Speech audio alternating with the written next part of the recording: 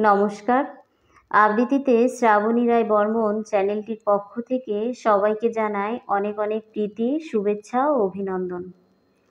প্রতিদিনের মতো আজকেও আমি হাজির হয়েছি একটা সুন্দর গল্প নিয়ে। আজকের গল্পটি একটি 14 বছরের মেয়েকে নিয়ে লেখা। মেয়েটির নাম হলো বেণুবালা। বয়স সদ্য 14। তবে এই সদ্য 14টি বেণুবালার বাবার চিন্তার কারণ হলো। বেণুবালার বয়সী প্রায় সকল মেয়েদেরই এখন দুটো একটা ছেলে মেয়ে আছে। অথচ এদিকে বেণুবালার বাবা নন্দন ঘোষালের মেয়ের জন্য পাত্র খুঁজে খুঁজে হয়রান। পাত্র মিলছে না। বেণুবালার গায়ের রং বিয়ের বাজারে টিকছে না যে। প্রতিদিনের মতন আজকেও বেণুবালার ভোর হলো ঠাকুমার গালিগালাজে। বৃদ্ধা মহিলা হাঁকডাক করে বলছেন, মুখপুরি তুই ডুবে মর, আমার ছেলের অন্ন ধ্বংস না করে ডুবে মর, মর মর। সেই কথা গায়ে লাগে না বেণুবালার। সে দাঁত ঘষছে আপন মনে ছাই দিয়ে। মাথার দুপাশে ঝুলছে বেনি, চুলে চুপচুপে করে তেল দেওয়া। দেখে মনে হচ্ছে তেলের শিশির সবটুকু ঢেলে দিতে কোনো কৃপণতা করেনি। বেণুবালার ঠাকুমা নাতনির এমন গা ছাড়া ভাব দেখে আরও রাগলেন।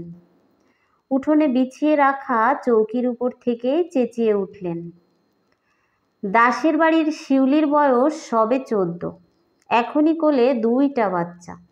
মুখুজ্জি মশাইয়ের নাতনিটা 12 বছরেই বিয়ে হলো, আর তুই কিনা ঝিঙ্গি হয়ে বাপের ঘাড়ে বসে আছিস। ঘাড়ে কোথায় গো ঠাম্মি? সারাদিন বসি বিছানায় নয়তো মাটিতে। চোখে নেবা হলো নাকি তোমার? কথাটা বলেই খিলখিল করে হাসলো মেয়েটা। রান্নাঘর থেকে বেণুবালার মা চেলাকাঠ ছুঁড়ে মারলেন। বেণুবালাকে আর পায় কে? সে এক ছুটে বেরিয়ে গেল বাড়ি থেকে। এখানে থাকলেই বিপদ। মা কখন এসে যে দুঘা লাগিয়ে দেবেন বলা দুষ্কর। মেয়ের এমন খেয়ালিপনায় মাথায় হাত দেন দীপালি দেবী। দীর্ঘশ্বাস ছেড়ে বলেন, ওর কি হবে মা? এ মেয়ের তো বুদ্ধিশুদ্ধি হচ্ছেই না এখনো। বৃদ্ধা ও পুত্রবধূর চিন্তার শ্বাসে মাথা নাড়েন। নাতনিটা তার এমন যে কেন, কোনো চিন্তা ভাবনাই নেই। পেটের খিদে নিয়ে বেণুবালা ঘুরে বেড়াচ্ছে। সকালবেলা একটু না খেলে হয় নাকি? খাবারের কথা মনে পড়তেই বেণুবালা পশ্চিমের দিকে হাঁটা ধরল। লাল পুকুরটির পাশ কেটে হাতের বাম দিকে একটি বাড়ি আছে। বাড়িটি বেণুর বন্ধু এবং দূর সম্পর্কের ভাই নয়নের। বেণুবালা বাড়িতে ঢুকলো না। বাড়ির পেছন দিকে গিয়ে নয়নের শোবার ঘরের জানালায় টোকা দিল খুব ধীরে, এবং কিছু সেকেন্ডের মধ্যেই ঘুম ঘুম চোখে জানালা খুলে দিল নয়ন। বেণুবালাকে দেখে সে মোটেও চমকালো না, কারণ এই ঘটনা তার জন্য নতুন নয়। পেছনের জঙ্গলটা থেকে বিভিন্ন পাখির কিচিরমিচির শোনা যাচ্ছে। পাতাপত্তর ভেদ করে আসা সূর্যের রশ্মিটা ঠিক বেণুর গালে এসে আড়াআড়িভাবে পড়ছে। কালো মিচমিচে গায়ের রং মেয়েটার, গাল ভর্তি ব্রণ, চেহারায় মায়া বা শ্রী দুটোর একটাও নেই। থাকার ভেতর আছে কেবল সবসময়ের হাসিটা। সে হাসি হাসি মুখটি নিয়েই বলল, এই নয়নদা, মুড়ি মোয়া কিছু থাকলে দে না, খিদে লেগেছে যে বড়। নয়ন ঘুম ঘুম চোখ নিয়েই কিছুটা বিরক্তি প্রকাশ করে বলল, বাড়ির পেছন জঙ্গল দিয়ে এসে মুড়ি মোয়া চাচ্ছিস কেন? বাড়ির ভেতরে আসতে পারিস না? তুই কি তোর মাকে চিনিস না? জেঠি আমাকে দেখলেই তো দূর দূর করে তাড়িয়ে দেয়, যেন আমি সুমন কাকাদের বাড়ির পোষা কুকুরটা। কথাটা বলেই হাসলো মেয়েটা। ওদিকে নয়নের মুখটা অন্ধকার হয়ে এলো। কেমন বিষাদ সুন্দর চোখ মেলে বলল, তোর খারাপ লাগে মায়ের আচরণে, তাই না রে বেনু? খারাপ লাগবে কেন? এগুলো কি নতুন কিছু দেখছি নাকি? তুই এত কথা বলিস না তো। কিছু খাবার থাকলে দে, নয়তো আমি গেলুম। কথার মাঝে রাজ্যের ব্যস্ততা যেন মেয়েটার। নয়ন তাড়াতাড়ি উঠে বসল। বিছানার নিচ থেকে প্লাস্টিকের কৌটা বের করে আলগোছে বাড়িয়ে দিল জানালার বাইরে। প্রায় ফিসফিসিয়ে বলল, নে, নাড়ু আর মুড়ি আছে, খেয়ে নে। বেনুর চোখগুলো খাবার দেখতেই চকচক করে উঠল। নাড়ু নিয়ে রীতিমতো কটা মুখেও ঢুকিয়ে ফেলল। হাত ভর্তি করে মুড়ি নিলেই খপ করে তার হাতটা ধরে ফেলল কেউ। ভয় পেয়ে যায় বেনু ও নয়ন। চোখ ঘুরিয়ে তাকাতেই দেখল নয়নের মা দাঁড়িয়ে আছেন অগ্নিদৃষ্টি নিয়ে, মাথায় গামছা পেঁচানো, মুখে ও গলায় ঘামের আভাস। সদ্য স্নান সেরে এসেছেন বোধহয়। জেঠিকে দেখেই পিলে চমকে উঠল বেনুর। কিছু বলার আগেই পরপর কয়েকটা চড় বসে গেল তার গালে। নয়ন আগ বাড়িয়ে কিছু বলতে পারল না। ওর তো বয়স কম, অন্তরটাও ভীতু। অলক্ষী, আমার ছেলের কাছ থেকে সব কিছু না কিছু হাতিয়ে নেয়ার ধান্দা তোর। ভাগ্যিস পুকুর পাড় থেকে দেখেছিলাম এখানে তোকে আসতে, নয়তো আমি জানতামই না আমার ছেলের কাছ থেকে সব চুরি করে গিলছিস। বেনুর হাত থেকে মুঠোয় নেয়া মুড়িগুলো পড়ে গেল। সে আঁতকে উঠল, বলল, আমি চুরি করে খাইনি জেঠি, নয়ন দাই তো দিল আমায়। কিন্তু বেনুর কথা কানে নিলেন না ভদ্রমহিলা। চুল ধরে টানতে টানতে নিয়ে উপস্থিত হলেন বেনুদের বাড়িতে। চুলের টানে ব্যথায় মেয়েটা আর্তনাদ করে উঠল। সদা হাসি মুখেও দেখা দিল বেদনা। অঞ্জনা দেবীর কণ্ঠ তখন সর্বোচ্চ। পাড়াপড়শিকে শোনানোর জন্য বোধ করি কণ্ঠ উপরে তুলছেন। বেনুর মাকে ডেকে হই হল্লা করে বললেন, কি গো বেনুর মা, মেয়ে একটা তো ধরেছ পেটে, খাবার দিতে পারো না নাকি? আমার ছেলের ঘরের খাবার চুরি করে খেতে হয় তোমার মেয়ের? ছি ছি, আমার দেবরের বুঝি এমন দুর্দশা হলো? হাঁক ডাকে দীপালি দেবী ততক্ষণে ছুটে এসেছেন উঠানে। বেনুর ঠাকুমাও বিচলিত ভঙ্গিতে উঠে বসেছেন। প্রতিবেশীর অনেকেই ঘটনা দেখতে এগিয়ে এসেছেন। মেয়ের কাণ্ড দীপালি দেবীর কাছে স্পষ্ট হতেই তিনি মেয়েকে লাগিয়ে দিলেন কয়েক ঘা। নয়নদের বাড়ির সাথে এমনি জায়গা জমি নিয়ে একটু বাঁধাবাঁধি তাদের হয়ে আছে আগে থেকে। তার উপর মেয়েটা এমন কাজ করলো, মানালো? রাগে ঘৃণায় চেলাকাট মারতে শুরু করলেন মেয়েকে। বেনু তখন বিস্ময়ে নির্বাক। সে তো চুরি করে খায়নি। মা একটাবার জিজ্ঞাসা করারও প্রয়োজন মনে করলো না। সুমন কাকার বাড়ির কুকুরটাও তো খাবার নিলে এত মার খায় না, সে যতটা খাচ্ছে।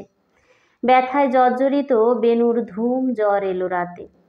হারিকেনের নিভু নিভু আলো ঘর জুড়ে ছড়িয়ে আছে। বাহিরে তখন নিস্তব্ধ নিশ্চুপতা। বেনুর কপালে কেউ হাতটুকু দিয়ে দেখলও না শরীরটা খারাপ নাকি ভালো। বেনুর পাশেই শুয়েছিলেন ঠাকুমা। বেনু পা নাড়াতে নাড়াতে বৃদ্ধাকে প্রশ্ন করল, আচ্ছা ঠাম্মা, যদি আমার বিয়ে না হয় সেটা কি আমার দোষ? বৃদ্ধার তখন চোখে মুখে তন্দ্রার ঘোর সামান্য। সেই ঘোরেই জবাব দিলেন, তোর কপালের দোষ। আমার কপাল কি আমি লিখেছি ঠাম্মা? না। কে লিখেছেন তাহলে? ঈশ্বর। তাহলে তোমরা আমাকে কেন সবাই মরতে বলো? তোমাদের তো ঈশ্বরকে মরতে বলা উচিত। কেন তিনি আমার ভাগ্যে বিয়ে লিখলেন না? সৃষ্টির এবং সৃষ্টিকর্তার প্রতি বেনুবালার সেই ভয়াবহ অভিযোগ, তা বৃদ্ধা টের পেলেন না। কেবল তন্দ্রা ঘুরেই বললেন, ধুর ধুর, পাপ লাগবে। তোমরা আমাকে এত কিছু বলো, সেবেলা পাপ লাগে না? ঈশ্বরকে বললে কেন পাপ লাগবে? ঈশ্বর কি অনেক সুন্দর? কালো হলে নিশ্চয় তোমরা ঈশ্বরকেও ছাড়তে না। নাতনির কথার আর জবাব দিলেন না বৃদ্ধা। ঘুমিয়ে গিয়েছেন তিনি, কিন্তু বেনুর চোখে ঘুম এলো না। সে নিজের প্রশ্নদের নিয়ে নাজেহাল। এই প্রশ্নের উত্তর তাকে দিবে কে? কোথায় গেলে ঈশ্বরকে পাওয়া যাবে? সে না হয় সেখানে গিয়েই বলতো। তার ভাগ্যে যেন বিয়েটা লিখে দেয়া হয়, নয়তো সবাই সব দোষ তাকেই দিয়ে যাবে চিরকাল। বহুত খোঁজাখুঁজির পর বেনুর জন্য পাত্রের সন্ধান পাওয়া গেল। পাত্রের বয়স বেনুর বাবা নন্দঘোষালের মতনই, কিংবা তার চেয়ে আরেকটু বেশি হবে। বিপত্নিক ভদ্রলোক। স্ত্রী তার 4 ছেলে মেয়ে জন্ম দিয়েই পাড়ি জমিয়েছেন পরকালে। মেয়ের বিয়ের সম্বন্ধ আসতেই দীপালি দেবীর মুখ জুড়ে হাসি নেমে এসেছিল, কিন্তু হাসি স্থায়ী হলো না বেশিক্ষণ। পাত্রের বিবরণ শুনতেই মহিলার মুখ কালো হয়ে গেল। চিন্তিত কণ্ঠে বললেন, বেনুর বয়স মাত্র 14, আর লোকটার বয়স 48, সাথে 4টা ছেলে মেয়ে। বেনু তো সংসারই বুঝবে না, এতগুলো মানুষের দায়িত্ব নিবেই বা কিভাবে? তাছাড়া বয়সেও লোকটা এতটা বড়। নন্দন ঘোষাল স্ত্রীর চিন্তাকে বাড়তে দিলেন না। সপ্রতিভ হেসে বললেন, বিয়ে না করলে সংসার চিনবে কিভাবে? ওসব বিয়ে হলে ঠিক মানিয়ে নেবে আমাদের বেনু।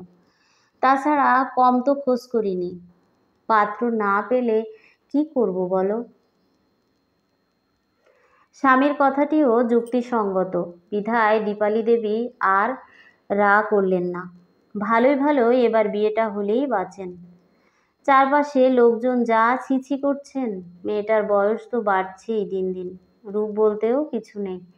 এই পাত্র মিলেছে তাও বা কম কিসে? পাত্রের কথা বেনু জানতে পারল কিছুক্ষণের মাঝেই। মা যখন পই পই করে বলে গেলেন, শোন বেনু, সুন্দর করে আজ স্নান টান করিস মা, এই পাত্র যেন হাতছাড়া না হয়। মধ্যাহ্নের শেষ ভাগেই পাত্রপক্ষ এলো। পাত্র বলতে বয়স্ক একজন লোক, পান চিবিয়ে যাচ্ছিলেন অনবরত। বেনু নিজেকে পরিপূর্ণ রূপে সুন্দর দেখানোর চেষ্টা করেও শেষমেশ ফলাফল মিলল শূন্য। পাত্রপক্ষ বেনুর শ্রীহীনতা নিয়ে কটূক্তি করল। ধিক্কারের সর্বোচ্চ ভাষা ব্যবহার করে বুঝালেন বেনুকে তাদের কতটা অপছন্দ হয়েছে। পাত্রপক্ষের বলে যাওয়া কথা গায়ে মাখল না বেনু। ওরা যেতেই ওদেরকে দেওয়া খাবারের দিকে হাত বাড়ালো সে। তার যে এদিকে নজরটা ছিল আগে থেকেই, কিন্তু সেই খাবারটাও বেনুর ভাগ্যে রোচেনি।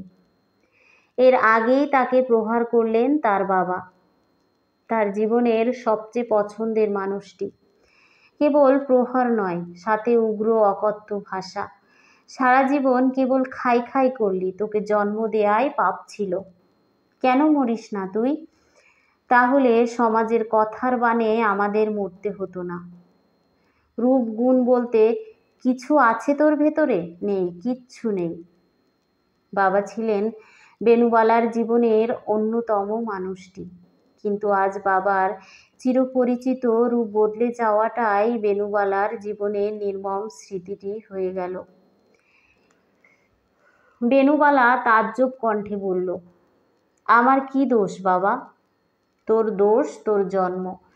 তুই না জন্মাতিস, নিঃসন্তান থাকতাম, তাহলেও মনকে সান্ত্বনা দিতে পারতাম।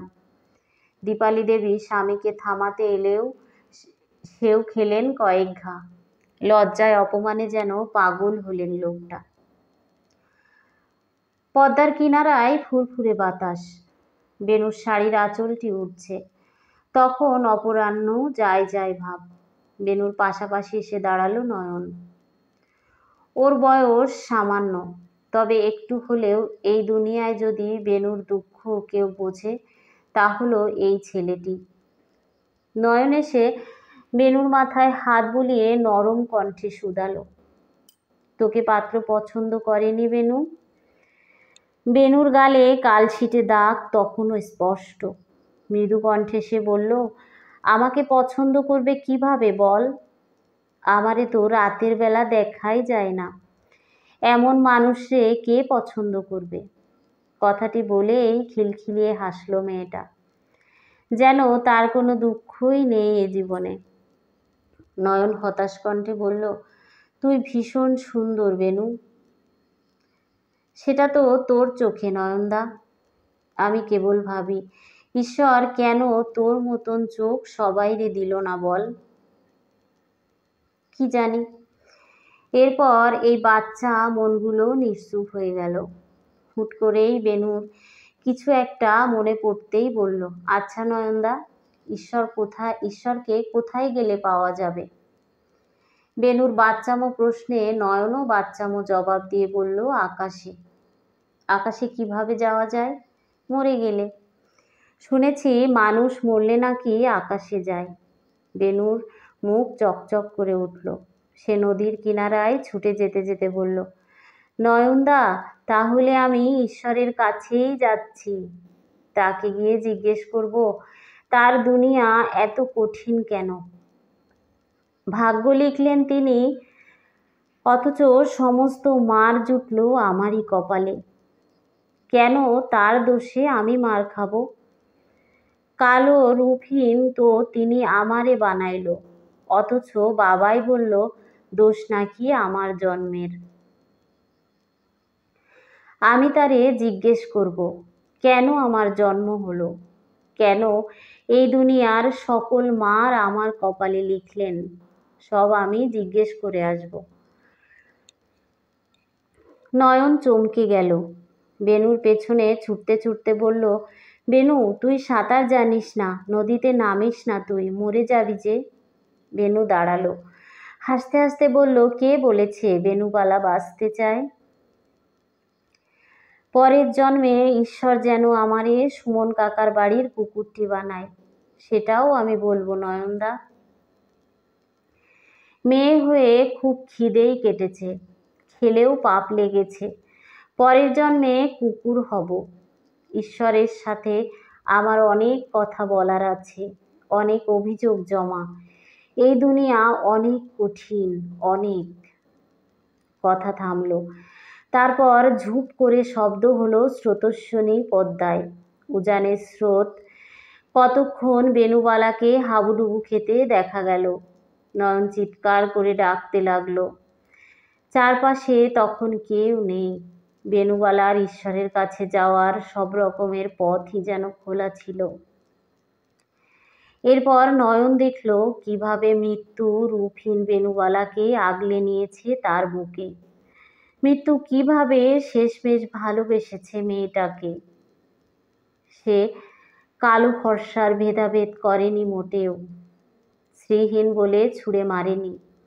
যাক, অবশেষে কেউ তো একটা ভালোবাসলো বেনুবালাকে। ধন্যবাদ সবাইকে। সবাই ভালো থাকবেন, সুস্থ থাকবেন। আজকের এই সুন্দর গল্পটি কলমে মম সাহা, পাঠে শ্রাবণী রায় বর্মন। গল্পটি শুনে কেমন লাগলো আপনাদের মূল্যবান সময় ব্যয় করে একটু মতামত জানান। সুন্দর সুন্দর গল্প শুনতে চ্যানেলটির সঙ্গেই থাকুন। আবারও ধন্যবাদ সবাইকে। আজকের নিবেদন এই পর্যন্তই।